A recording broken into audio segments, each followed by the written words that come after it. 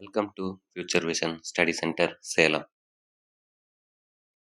UG dead பட்டதாரி ஆசிரியர் நியமன தேர்வு தமிழ் பாடத்திட்டம் இயல் 2 தலைப்பு கலித்தொகை பகுதி 4. பகுதி 1, 2, 3 இந்த 3 பகுதிகளிலும் கலித்தொகையினுடைய ஒரு சில குறிப்புகள், பாடல் ஆசிரியர் குறிப்புகள், பாடல்கள் ஒரு சில, இவற்றினுடைய தன்மையை கண்டு இன்றைய வகுப்பிலே நாம் மேலும் ஒரு சில பாடல்களையும் இந்த கலித்தொகையை பற்றிய வேறொரு சில தகவல்களையும் இந்த வகுப்பிலே காண இருக்கிறோம். இந்த வகுப்பிலே நாம் காண இருக்கக்கூடிய தலைப்புகளாக முதலில் தலைவி கூற்றாக ஒரு பாடல், அடுத்தது தோழி கூற்றாக ஒரு பாடல். இலக்கிய வரலாறுகளில் கிடைக்கக்கூடிய இந்த கலித்தொகை என்னும் இந்த நூலை பற்றிய ஒரு சில தகவல்கள், 150 களி என்று ஒரு கருத்தினையும் இந்த பகுதியிலே பார்க்க இருக்கிறோம். தனிப்பாடல் ஒன்று, அந்த தனிப்பாடலில் கலித்தொகை பற்றிய தகவல் ஒன்று, அதனையும் இந்த வகுப்பிலே காண இருக்கிறோம். முதலாவது தலைவி கூற்றாக அமைந்த பாடல். கூற்று: இஃது தலைவன் செலவு குறிப்பறிந்து நீர் செல்லுங் கடுஞ்சுரத்து துன்பத்திற்கு துணையாக எம்மையும் உடன்கொண்டு சென்மின் என தலைவி கூறியது. துன்பத்திற்கு துணையாக எம்மையும் கொண்டு செல்லுங்கள் என்று தலைவி கூறுவதாக அமைந்திருக்கிறது. துன்பம் வந்த காலம், அதாவது தலைவன் தலைவி பிரிந்து செல்லக்கூடிய நேரம், பொருளீட்டவோ வேறு ஏதேனும் காரணத்திற்காகவோ தலைவன் தலைவியை பிரிந்து செல்ல முயற்சித்தான். அவ்வாறு பிரிந்து செல்லக்கூடிய நேரத்திலே துன்பத்தில் துணையாய் உன்னுடன் வருவதை விட எனக்கு இன்பம் தரக்கூடிய செயல் வேறு ஏதாவது உண்டா? நானும் உங்களோடு வருகிறேன் என்று தலைவி கூறுவதாக இந்த பாடல் என்பது அமைந்திருக்கிறது. மறை ஆ மரல் கவர, மறை ஆ மரல் கவர மாறி வரப்ப, மறை ஓங்கு அருஞ்சுரத்து ஆரிடை செல்வோர் சுரை அம்பு மூழ்க சுருங்கி புரையோர்த்தம் உள்நீர் வரப்ப புலர்வாடும் நாவிற்கு. மறை ஆ மரல் கவர மாறி வரப்ப, மறை ஓங்கு அருஞ்சுரத்து ஆரிடை செல்வோர் சுரை அம்பு மூழ்க சுருங்கி புரையோர்த்தம் உள்நீர் வரப்ப புலர்வாடும் நாவிற்கு. மறையா காட்டு பசு, மாறி வரப்ப மழை பொழியாமல் வறண்டு இருக்கக்கூடிய காலம். என்ன கருத்து பாருங்கள். இங்கு தலைவனை பார்த்து தலைவி கூறுவதாகவே அமைந்திருக்கிறது. காட்டு பசுவானது, அந்த மறை ஆவானது தின்பதற்கு எதுவும் கிடைக்காமல் தான் உண்ணாத மரல் என்ற கற்றாழை வகை. இதுவரையில் அது காட்டினுடைய வளம் நன்றாக இருக்கும்போது இந்த காட்டு பசுவானது இந்த மரல் எனக்கூடிய அந்த கற்றாழை வகையை தின்னுவதற்கு விருப்பமே கொள்ளாதாம். அந்த விருப்பம் கொள்ளாமல் இருந்தாலும் இப்பொழுது காடு வறண்டு விட்டது, மழை பொழித்து விட்டது. அதனால் வெப்பம் அதிகரித்ததால் அந்த பகுதியிலே மழை வறண்ட தன்மையினால் தாகத்திற்கு வேறு வழியின்றி அந்த காட்டுப்பசு என்ன செய்யுமாம், அந்த மரல் என்னும் கற்றாழை வகையை தின்னுமாம். அதனால் அந்த மறை ஓங்கு அருஞ்சுரத்து ஆரிடை செல்வோர், அவ்வழியில், அதாவது மலைகள் உயர்ந்த அரிய மலை நிலத்து அரிய வழி, மலைகள் அதாவது ஓங்கி உயர்ந்த அந்த மலை, அந்த மலைப்பகுதியிலே பல வழிகள் இருக்கிறது. அந்த வழிகள் அரியதாக இருக்கின்றன. பல நேரங்களில் யாரும் பயன்படுத்தாத வழிகளாக அங்கு ஒரு சில வழிகள் இருக்கின்றன. அந்த வழியிலே செல்பவர்கள், அந்த வழியிலே செல்லக்கூடியவர்கள் வழிப்பறி செய்யக்கூடிய ஆட்களிடம் சிக்குவதற்கு வாய்ப்பு உண்டு. அதான் சுரை அம்பு மூழ்க சுருங்கி புரையோர்த்தம். வழிப்பறி செய்யக்கூடியவர்கள் மறவர்கள், அவர்கள் என்ன செய்வார்கள், தங்களது அம்புகளை செலுத்துவார்கள். கொள்ளையடிக்கக்கூடிய நேரத்தில் தனது அம்புகளை செலுத்தி அடுத்தவர்களை காயப்படுத்துவார்கள். அவ்வாறு காயப்படுத்துவதால் அந்த கூர்மையான அம்புகள் தேய்த்து கொள்வதால் அவர்களுடைய உடலில் இரத்தம் என்பது வெளியேறும். இரத்தம் வெளியேறி உள்நீர் வறண்டுவிடும். நாவினுடைய அந்த நீர் என்பது வறண்டு தண்ணீர் தாகத்திற்காக அந்த காயம் பட்டவர்கள், வழிப்போக்கர்கள் அந்த இடத்தில் கஷ்டப்படுவார்கள்.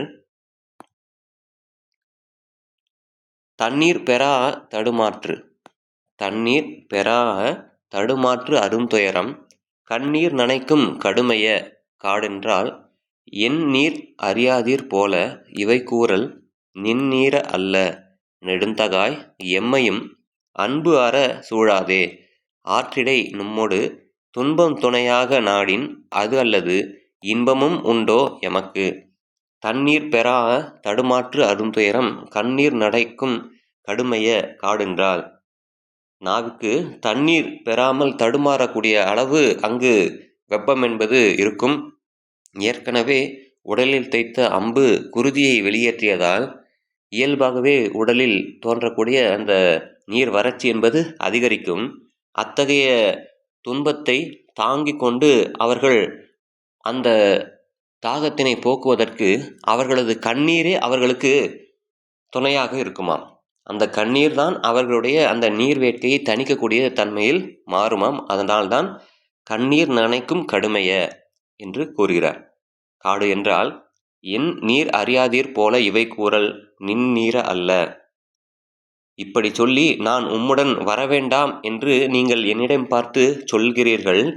ஆனால் நீர் உம்மை பிரிந்தால் அப்பிரிவை ஆற்றாது இறந்து விடுவேன் என்பதை அறியாதவர் போல கூறுகிறீர்கள். நீர் அறியாதீர் போல இவை கூறல் நின் நீர அல்ல நெடுந்தகாய் எம்மையும் அன்பு அற சூழாதே ஆற்றிடை நும்மொடு துன்பம் துணையாக நாடின் அது அல்லது இன்பமும் உண்டோ எமக்கு. அறியாதவர் போல என்னை பற்றி அறியாதவர் போல கூறுகிறீர்கள். இதன் பயன் என்ன? இது உம் இயல்புக்கு ஏற்றது அன்று. இது உன்னுடைய அந்த இயல்புக்கு ஏற்றது அது அன்று. என்னிடம் அன்பு இல்லாது இங்கனம் என்னை விட்டு பிரிந்து போக எண்ணாமல் அக்காட்டு வழியில் என்னையும் உன்னுடன் துன்பத்துக்கு துணையாக அழைத்து செல்லுங்கள். அவ்வாறு நீங்கள் அழைத்து செல்ல எண்ணினால் அதை தவிர எமக்கு இன்பம் தருவது வேறு ஒன்று உண்டோ? இல்லையே. ஆக தலைவன் தான் செல்லக்கூடிய வழி காட்டு வழி என்பதால் அது துன்பத்திற்கு இடம் அளிக்கும் என்பதால் தலைவியை விட்டு பிரிந்து செல்ல நினைக்கிறான். ஆனால் தலைவி சொல்லுகிறாள், நீங்கள் என்னை விட்டு பிரிந்து செல்வதே எனக்கு துன்பம்தான்.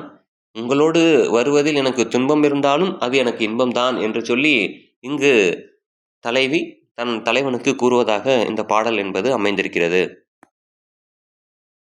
அடுத்ததாக தோழி கூற்றாக ஒரு பாடல். இஃது தலைவன் ஒரு வழி தணந்த விடத்து தலைவி ஆற்றாமை கூறி வரைய கருதினானாயின்.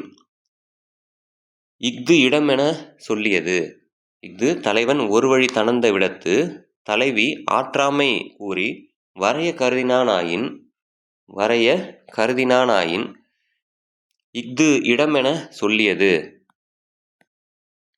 அதாவது தலைவன் ஒரு வழி தணந்து, அதாவது பிரிந்து சென்றிருக்கிறான்.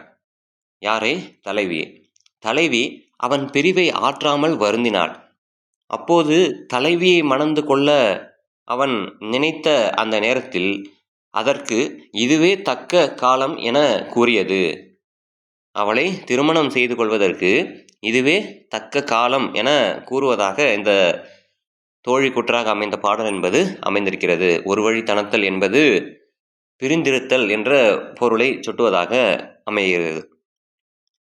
ஒன் சுடர் கல் சேர உலகு ஊறும் தகையது தென்கடல் அழுவத்து திரை நீக்கா எழுதருவும் தன்கதிர் மதியத்து அணிநிலா நிறைத்தர புள்ளினம் இறைமாந்தி புகழ் சேர ஒளியான்று. ஒன் சுடர் கல் சேர உலகு ஊறும் தகையது தென்கடல் அழுவத்து திரை நீக்கா எழுதருவும் தன்கதிர் மதியத்து அணிநிலா நிறைத்தர புள்ளினம் இறைமாந்தி புகழ் சேர ஒளியான்று. ஒன் சுடர் கல் சேர, அந்த ஓங்கி உயர்ந்த அந்த மலையிலே அந்த சுடர் ஆகிய அந்த சூரியன் மறைந்து செல்லக்கூடிய நேரம், அதான் ஒளியுடைய ஞாயிறு அந்த மலையை பகுதியை போன்று அங்கு போய் சென்று சேருவதால் உலகு ஊறும் தகையது, உலகம் முழுவதும் பரவும் தன்மை உடையதாகி தெளிந்த கடற்பரப்பிலே, அந்த தெளிந்த கடற்பரப்பிலே அழுவத்து திரை நீக்கா எழுதருவும், சூரியன் மேற்கே மறையும் போது கிழக்கிலிருந்து உதிக்கக்கூடியதாக சந்திரன் என்பது உருவாகுமாம். அந்த நிலா என்பது உருவாகுமாம்.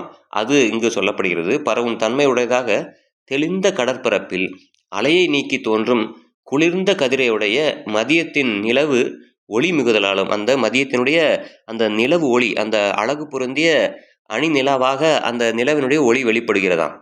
ஆக சூரியன் மேற்கே மறையும் போது, அந்த மலைப்பகுதியிலே மறையும் போது கிழக்கினே அந்த சந்திரனுடைய ஒளி, அந்த நிலவினுடைய ஒளி அந்த குளிர்ச்சி பொருந்திய ஒளியாக மேலே எழுந்து வரக்கூடிய அந்த நேரமானது இங்கு சொல்லப்படுகிறது. அத்தகைய நேரத்தில் புள்ளினம் இறைமாந்தி புகழ் சேர ஒளியான்று. புள்ளினம் பறவைகள் இரையை தின்று தாம் தங்கும் கூடுகளை சேர்தலால் ஆரவாரம் அடங்கப் பெறுகின்றது. அதான் ஒளியான்று. ஆரவாரம் என்பது இவ்விடத்திலே அந்த பறவைகள் மாலை நேரத்தில் கூடுகளை நோக்கி செல்லக்கூடிய தருணத்தில் அந்த பறவைகளுடைய வேகமாக செல்லக்கூடிய அந்த ஒளி என்பதும், ஏற்கனவே பறவை கூடுகளுக்குள் இருக்கக்கூடிய பறவை குஞ்சுகளுடைய ஒளி என்பதும் அந்த மாலை நேரத்தில் சூரியன் மறையும் போது நிலவு வெளிப்படும் போது இவ்வாறு அந்த காட்சி என்பது நடக்கிறது. வள்ளிதழ் கூம்பிய மணிமருள். வள்ளிதழ் கூம்பிய மணிமருள் இருங்கழி பள்ளி புக்கது போலும் பரப்புநீர் தன் சேர்ப்ப. வள்ளிதழ் கூம்பிய மணிமருள் இருங்கழி பள்ளி புக்கது போலும் பரப்புநீர் தென் சேர்ப்ப. ஆக அந்த பறவைகள் அத்தனையும் தனது கூடுகளை நோக்கி செல்வதால் ஒளி அடங்குவதாக முதலில் சொன்னோம் அல்லவா? அதுபோன்று ஆரவாரம் அடங்க பெற்ற வளமான இதழ்களும் குவிந்த நீலமணி, குவிந்த அந்த நீலமணி போன்று விளங்கும் உப்பங்கழி, அது உறங்கும் தன்மையை போன்ற கடலை உடைய குளிர்ந்த சேர்ப்பனே. கடலை உடைய அகன்ற நீர்ப்பரப்பினை உடைய குளிர்ந்த சேர்ப்பனே. சேர்ப்பன் என்றால் நெய்தல் நில தலைவன் என்று பொருள் வரும். இத்தகைய நிலப்பகுதியிலே உடைய சேர்ப்பனே என்று கூறுவதாக பாடல் அமைகிறது. இதன் பின் தான் தனது கருத்துக்களை முதலில் தனது தலைவனுடைய வளத்தை சொல்லி அவனை அழைப்பது முதலாவது. இரண்டாவது தான் தான் சொன்ன வந்த கருத்து வெளிப்படுவது. தாங்கரும் காமத்தை தனந்து நீ புறம் மாற தூங்குநீர் இமிழ்திரை துணையாகி ஒலிக்குமே உரையோடு வைகிய போதுபோல் ஒய்யென நிறையானாது இழிதருவும் நீர் நீந்து கண்ணாட்கு. தாங்கரும் காமத்தை தனந்து நீ புறம் மாற தூங்குநீர் இமிழ்திரை துணையாகி ஒலிக்குமே உரையோடு வைகிய போதுபோல் ஒய்யென நிறை ஆனாது இழிதருவும் நீர் நீந்து கண்ணாட்கு. தலைவன் ஒரு வழி பிரிந்திருக்கிறான், தனந்து பிரிந்திருக்கிறான். யாரை? தலைவியை. உன் ஊரிலே தங்கிவிட்டான், தன் ஊரிலேயே அவன் தங்கிவிட்டான் என்றார். நீ உன் ஊரிலே தங்கிவிட்டாய் என்றார் என்று தோழி தலைவனை பார்த்து கூறுகிறார். தாங்கரும் காமத்தை தனந்து நீ புறம் மாற. தாங்குவதற்கு அரிதான அந்த காமத்தினை நீ ஆற்றுவதற்கு அறியான அந்த காமத்தினை நீ தனந்து நீ புறம் மாற, உனது மனதினை மாற்றி உனது ஊரிலேயே தங்கிவிட்டாய். தூங்குநீர் இமிழ்திரை துணையாகி ஒலிக்குமே. அப்பொழுது நீர்த்துளியுடன் பொருந்திய பூ போல நிறுத்தி அளவில் அமையாது விரைய வாழும் நீரில் கிடந்து நீந்தும் கண்ணையுடைய அவளுக்கு அசையும் கடலினின்று எழுந்து ஒலிக்கும் அலைதான் துணையாய் நின்று ஆரவார செய்யும். ஆக இங்கு சொல்லப்படுகிற கருத்தினை கவனிங்கள். தூங்குநீர் இமிழ்திரை துணையாகி ஒலிக்குமே உரையோடு வைகிய போது போல. உரையோடு வைகிய போது போல, அதாவது பூவினுடைய தன்மை இங்கு சொல்லப்படுகிறது. நீர்த்துளியுடன் பொருந்திய பூ போல. நீர்த்துளியுடன் பொருந்திய பூ எவ்வாறு இருக்குமோ அதுபோல தூங்குநீர் இமிழ்திரை துணையாகி ஒலிக்குமே நிறையானாது இழிதருவும் நீர் நீந்து கண்ணாட்கு. நீரிலே கிடந்து நீந்துகின்ற கண்ணை உடைய தலைவிக்கு. ஏனென்றால் வருத்த மிகுதியினால் தலைவியினுடைய கண்களிலே நீர் நிறைந்து காணப்படுகிறது. அந்த நீர் நிறைந்து காணப்படக்கூடிய காட்சியினை ஒரு பூவிலே நீர்த்துளியுடன் பொருந்திய அந்த பூவினுடைய தன்மையோடு சொல்லப்படுகிறது. பூவையும் தலையுடைய கண்ணையும் ஒப்பிட்டு சொல்கிறார்கள். மேலும் அசையும் கடலில் நின்று எழுந்து ஒலிக்கும் அலைதான் துணையாக நின்று ஆரவாரம் செய்யும். இத்தகைய தன்மையை உடைய அந்த தலைவிக்கு துணையாக வருவது எது தெரியுமா? அந்த கடல் நீர்தான். அந்த கடல் நீர்தான் தலைவிக்கு துணையாக நின்று ஆரவாரம் செய்து கொண்டிருக்குமாம். வாராய் நீ புறம் மாற வருந்திய மேனியாட்கு இருள் துணையாகி அசைவழி அலைக்குமே கமல் தந்தாது உதிர்ந்து உக ஊழ் உற்ற கோடல்வி இதழ் சோறும் குலைபோல இறைநீவு வளையாட்கு இன்துணை நீ நீப்ப இரவினுள் துணையாகி தன்துணை பிரிந்து அயாஅம் தனிக்குறுகு உசாவுமே. வாராய் நீ புறம் மாற வருந்திய மேனியாட்கு இருள் துணையாகி அசைவழி அலைக்குமே கமல் தந்தாது உதிர்ந்து உக ஊழ் உற்ற கோடல்வி இதழ் சோறும் குலைபோல இறைநீவு வளையாட்கு இன்துணை நீ நீப்ப இரவினுள் துணையாகி தன்துணை பிரிந்து அயாஅம் தனிக்குறுகு உசாவுமே. இங்கு தலைவனானவன் தலைவியை பிரிந்து வாராமல் அங்கேயே இருந்தானாமாம். அதனால்தான் வாராய் நீ புறம் மாற, நீ இங்கு வாராமல் நின்றனை, மனம் மாற்றி அங்கேயே இருந்து விட்டாய். உன்னால் வருந்திய அந்த மேனியினை உடையவளுக்கு, உன்னை பிரிந்து வருந்திய அந்த மேனியினை உடைய அந்த தலைவிக்கு இருள் துணையாகி அசை வழி அலைக்குமே. அந்த தன்மையுடைய தலைவிக்கு நீ கொண்டிருந்த வேட்கை உன்னிடமிருந்து நீங்குவதால், உன்னிடமிருந்து அந்த வேட்கை என்பது நீங்குவதால், தலைவியினுடைய பிரிவு துயரம் என்பது அதிகரிப்பதால், மனம் வீசும் தாது உதிர்ந்து சிந்தும்படி விளங்கும் இதழ்கள் விழும் குலையை உடைய காந்தல் மலரை போல, கமல் தந்தாது உதிர்ந்து உக ஊழ் உற்ற கோடல்வி இதழ் சோறும் குலை போல, அந்த மலரினுடைய தாதுக்கள் மெதுமெதுவாக ஒவ்வொன்றாக கீழே உதிர்ந்து விழுவது போல இறை நீவு வளையாட்கு உன்னை பிரிந்ததால், தலைவி உன்னை பிரிந்ததால் அவள் வருத்தமுடுகிறாள். அவள் வருத்தமுடுவதால் அவளுடைய உடல் என்பது இழைத்து விடுகிறது. உடல் இழைத்து விடுவதால் அவளோட கையிலே இருக்கக்கூடிய வளையல்கள் ஒவ்வொன்றாக அந்த மலரினுடைய, அந்த காந்தல் மலருடைய தாதுக்கள் ஒவ்வொன்றாக கீழே உதிர்வது போல இவள் கையிலே அணிந்திருக்கக்கூடிய அந்த வளையல்கள் ஒவ்வொன்றாக கீழே விழுகின்றன. இன்துணை நீ நீப்ப, நல்ல துணையாகிய நீ இவளை பிரிந்திருந்ததால் இந்த ஒரு செயல் என்பது நடக்கிறது. இரவு காலத்தே அசைந்து வரும் காற்றுதான் துணையாகி நின்று அவளை வருத்துவதாக அமைகிறது. இரவினுள் துணையாக, அந்த இரவு நேரத்திலே தலைவிக்கு துணையாக, தலைவன் பிரிந்த அந்த நேரத்திலே துணையாக அயாம் தனி குறுகு உசாவுமே, மேலும் ஒன்று அவளுக்கு துணையாக இருந்ததாம். முதலில் இங்கு காற்று துணையாக இருக்கிறது, அந்த தென்றல் காற்று துணையாக இருக்கிறது.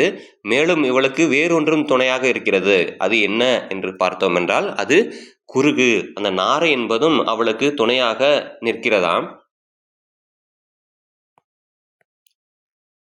தலைவனை பிரிந்த அந்த பிரிவு காலத்திலே தலைவிக்கு துணையாக இருந்தது இவ்விடத்திலே அந்த குறுகாகிய நாரை மட்டுமே என்று சொல்லப்படுகிறது.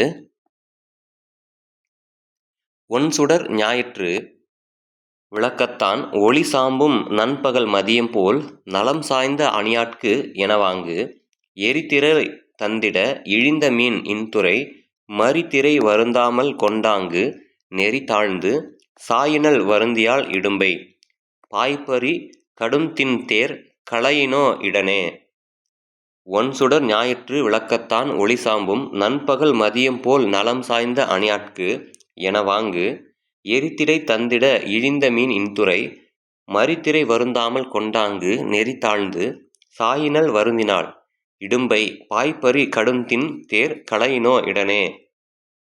இனிய துணையாக இருக்கக்கூடிய அந்த தலைவன் இப்பொழுது தலைவியை பிரிந்திருக்கிறான், இவளை கைவிட்டிருக்கிறான்.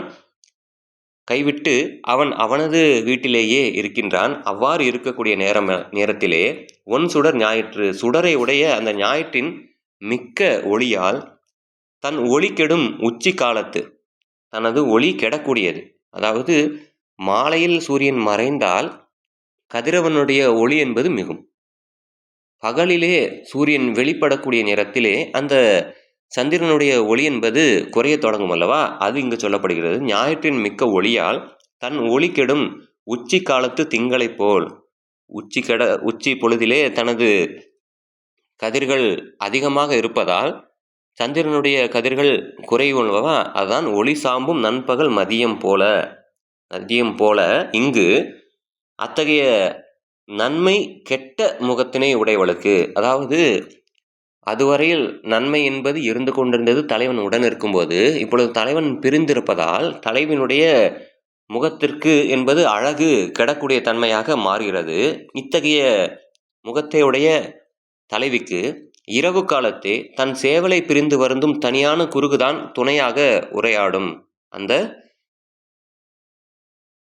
இரவு காலத்திலே துணையாக அந்த நாரை என்பது மட்டுமே துணையாக இருந்து உரையாடக்கூடியதாக இருக்கிறது.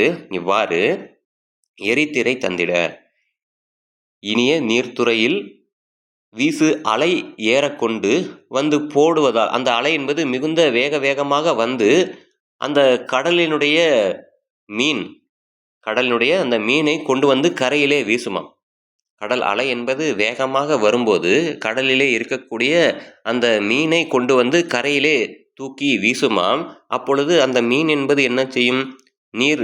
நீர் இல்லாமல் சுவாசிக்க முடியாமல் வருத்தம் கொண்டிருக்கும். அந்த வருத்தம் கொண்டிருக்கக்கூடிய அந்த மீன் வருந்தக்கூடாது என்ற ஒரு தன்மையினால் மேலும் அந்த அலை மிகுந்த வேகமாக வந்து அந்த மீனை மீண்டும் இழுத்து கொண்டு செல்லும். அதே கடல் அலை அந்த மீனை கொண்டு வந்து வெளியே வீசும். அதே கடல் அலை அந்த மீனை உள்ளே இழுத்து கொண்டும் செல்லும். அந்த தன்மை போல நீ முன்னம் நடத்தின நெறி தாழ்வதால் சாயினல் வருந்தினாள்.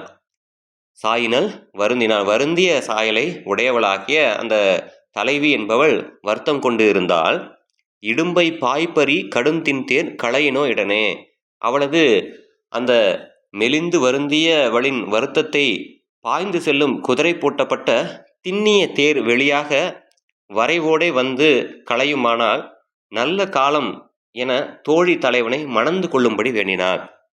அத்தகைய வருத்தம் கொள்ளக்கூடிய தலைவியினுடைய வருத்தம் நீங்குவதற்கு பாய்ந்து வரக்கூடிய குதிரை அதனை தேரிலே பூட்டிய நீ மிகுந்த வேகமாக வந்து இவளை நீ திருமணம் செய்து கொண்டாய் என்றால் அவளது கவலை, அவளது துன்பம் அத்துணையும் மொத்தமாக பறந்து சென்றுவிடும். மிகுந்த வேகமாக வந்து மணந்து கொள் என்று தோழி கூறுவதாக இந்த பாடல் என்பது அமைந்திருக்கிறது. தொடர்ச்சியாக ஒரு சில இலக்கிய வரலாற்று தகவல்களை காண்போம். கலிப்பாவால் ஆன இந்த நூல் 150 பாடல்களை கொண்ட தொகை நூல் என்பதை அறிந்திருப்போம். இது பரிபாடல் பிரிதொன்று. அது கலிப்பாவால் ஆன பாடல் இது ஒன்று.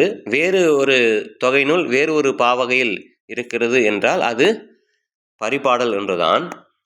இவ்விரு பாக்களும் அகப்பொருளை பாடுவதற்கு சிறந்த வடிவங்கள் என்று தொல்காப்பியர் கூறுவார். நாடக வழக்கினும் உலகியல் வழக்கினும் பாடல் சார்ந்த புலனெறி வழக்கம் கலியே பரிபாட்டு ஆயிரு பாவினும் உரியதாகும் என்பனார் புலவர். நாடக வழக்காக இருந்தாலும் சரி, உலகியல் வழக்காக இருந்தாலும் சரி, பாடல் சார்ந்த புலனெறி வழக்கம். உலகியல் வழக்கம் என்பது உலகத்தில் உள்ளது உள்ளவாறு கூறுவது. நாடக வழக்கம் என்பது உலகத்தில் நடப்புகளை சற்று சுவைப்பட எடுத்து கூறுவது. பாடல் சார்ந்த புலனெறி வழக்கம் என்பது புலவர்கள் தங்களது செய்யுளிலே கையாளப்படக்கூடிய அந்த நடை என்பது. இவை அத்துணைக்கும் கலிப்பாவும் பரிபாடலும் சிறந்தவையாக இருந்தது. இதனை பல புலவர்கள் பழங்காலமாக எடுத்தாண்டனராம். அத்தகைய தன்மைதான் இங்கு சொல்லப்படுகிறது. ஆக அகப்பாடல் பாடுவதற்கு பரிபாடலும் கலிப்பாவும் சிறந்தது என்ற கருத்து தான் இங்கு வெளிப்படுகிறது. இதிலிருந்து ஆசிரியம் எனக்கூடிய அந்த ஆசிரிய பாவினை விட சிறப்பாக பாடுவதற்கு உரியனவாக இந்த கலிப்பாவும் பரிபாடலும் இருந்தது என்பது தெரியவருகிறது. இந்த இரண்டு அமைப்பாலும் ஒரு சில உறுப்புகளாலும் ஒப்புமை உடைய பாக்களாகும். இந்த இரண்டு பாடல்களுமே, இந்த பரிபாடலும் கலிப்பாவும் ஒரு வகையில் ஒத்த தன்மை உடையனவாக இருந்திருக்கின்றன. இரண்டும் இசைத்தன்மை மிக்கன, ஆடலுடன் கூடியன, உரையாடல் கொண்டன, உலக வழக்கை தழுவியன, நடப்பியல் சார்ந்தன, புராண மரபு கலந்தன. இந்த இரண்டு பாக்களை கொண்டு பாடும்போது இத்தகைய தகவல்கள் பாடலின் வாயிலாக நமக்கு கிடைக்கின்றன. 150 களி என்ற அந்த ஒரு வரி இருக்கிறது அல்லவா? 150 களி என்பது இந்த களித்தொகையை குறிப்பிடக்கூடிய ஒரு வரியானது உரையாசிரியருடைய கூற்றாகத்தான் அது வெளிப்படுகிறது. இந்த நூலினுடைய கடவுள் வாழ்த்து உட்பட 150 பாடல்களும் இன்று நமக்கு கிடைக்கக்கூடியது நாம் பெற்ற தவப்பயன். இந்த 150 களி என்பது இதுதான். பாலையிலே 35 பாடல்கள், குறிஞ்சிக்கு 29 பாடல்கள், மருதத்தில் 35 பாடல்கள், முல்லைக்கு 17 பாடல்கள், நெய்தலில் 33 பாடல்கள், கடவுள் வாழ்த்து 1 ஆக மொத்தம் 150 பாடல்கள் இருப்பதால் 150 களி என்ற பெயர் இங்கு வந்தது. கலித்தொகை பாடல்கள் எல்லாம் உணர்ச்சி கொந்தளிப்பனவாக இருக்கின்றன, உள்ளத்தை தொடுவனவாக இருக்கின்றன. சங்க இலக்கியத்திலிருந்து நீதி இலக்கியம் கிளைத்ததென்பதற்கு இது போன்ற பகுதிகளெல்லாம் நமக்கு சான்றுகளாக அமைகின்றன. முதலில் உள்ள கடவுள் வாழ்த்தையும் இறுதியில் உள்ள நெய்தல் களியையும் பாடியிருப்பவர் இந்த நூலை தொகுத்தவரான நல்லந்துவனாரே என்று கூறுபவர் யார் தெரியுமா? நச்சினார்க்கினியர். நச்சினார்க்கினியர் உரை இந்த நூல் முழுமைக்கு நமக்கு கிடைத்திருப்பது நமக்கான மற்றொரு சிறப்பு. கலித்தொகை பாடியவர் பற்றிய ஒரு தனிப்பாடல் இது. பெருங்கடுங்கோன் பாலை, கபிலன் குறிஞ்சி, மருதன் இளநாகன் மருதம், அருஞ்சோழன் நல்லுருத்திரன் முல்லை, நல்லந்துவன் நெய்தல், கல்வி வளார் கண்டகளி என்ற ஒரு வெண்பா ஒவ்வொரு திணையையும் பாடியவர்கள் யார் யார் என்பதை விளக்கக்கூடியதாக இருக்கிறது. பெருங்கடுங்கோன் பாலை திணையை பாடியவனாம், கபிலன் குறிஞ்சியை பாடியவனாம், மருதன் இளநாகன் என்பவர் மருத திணையை பாடியவராம், அருஞ்சோழன் நல்லுருத்திரன் சோழன் நல்லுருத்திரன் முல்லை திணையை பாடியவராம், நல்லந்துவனார் நெய்தல் திணையை பாடியவராம், கல்வி வளார் கண்டகளி ஆக கல்வியில் சிறந்த இந்த பெருமக்கள் பாடியதாக இந்த கலித்தொகை என்பது இருக்கிறது என்று கூறப்படுகிறது. ஆக பாலை பாடிய பெருங்கொடுங்கோ பாலை, கபிலன் குறிஞ்சி, மருதன் இளநாகன் மருதம், சோழன் நல்லுருத்திரன் முல்லை, நல்லந்துவனார் நெய்தல்.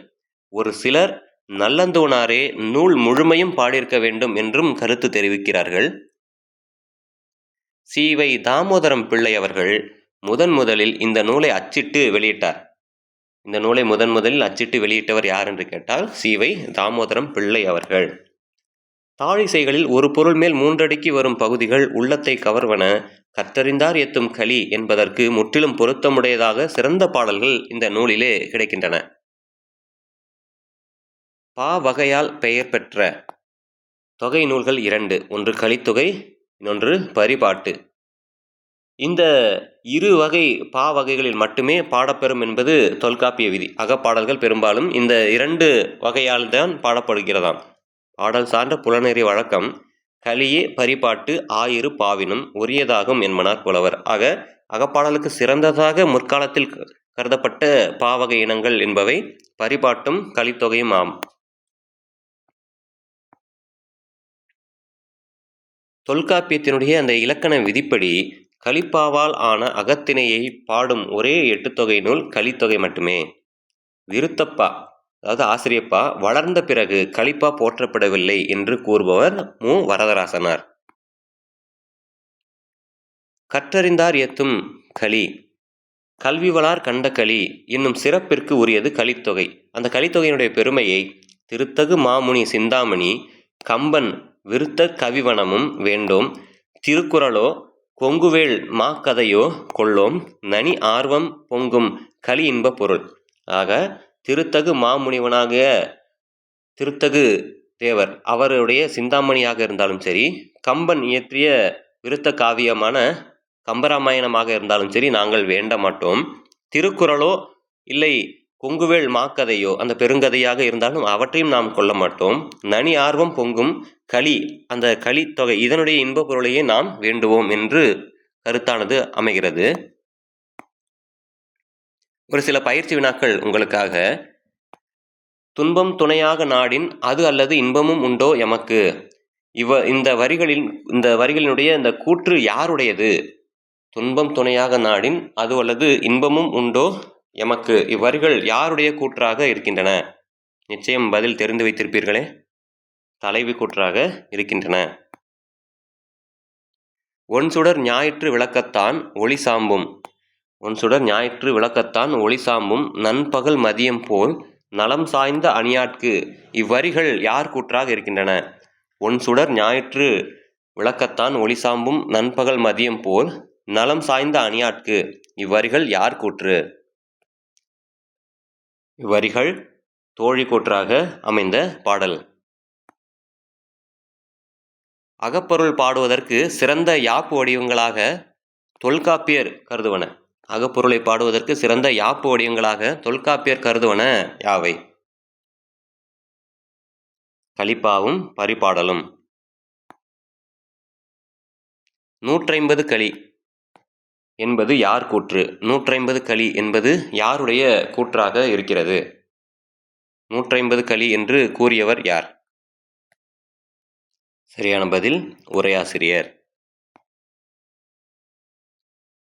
கலித்தொகை இந்த நூலிற்கு கிடைக்கின்ற முழுமையான உரை, இந்த நூலினுடைய முழுமையான உரையாக யாருடைய உரை நமக்கு கிடைக்கிறது? சரியான பதில் நச்சினார்க்கினியருடைய உரை. ஆக இதுவரையில் நாம் இந்த வகுப்பிலே கண்ட பகுதிகளாக தலைவு கூற்று பற்றிய ஒரு பாடலை பார்த்தோம், தோழி கூற்று பற்றிய ஒரு பாடலையும் பார்த்தோம், இலக்கிய வரலாறு தகவல்களாக நமக்கு கிடைக்கின்ற தகவல்களையும் கண்டிருந்தோம்.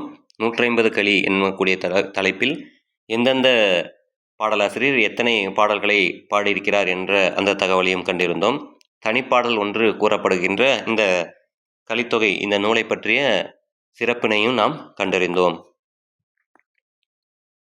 அடுத்த வகுப்பிலே கலித்தொகை பகுதி 5 மேலும் ஒரு சில இலக்கிய வரலாற்று தகவல்களை அடுத்த வகுப்பில் காண இருக்கிறோம். அதுவரையில் உங்களிடமிருந்து விடைபெறுகிறேன். நன்றி.